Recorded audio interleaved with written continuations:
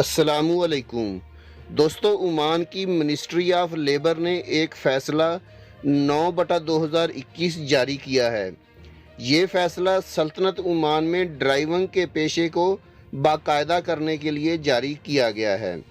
वज़ीर मेहनत ने ड्राइविंग से मुतल्लक 3 शोबे ओमानियों के हवाले कर दिए हैं।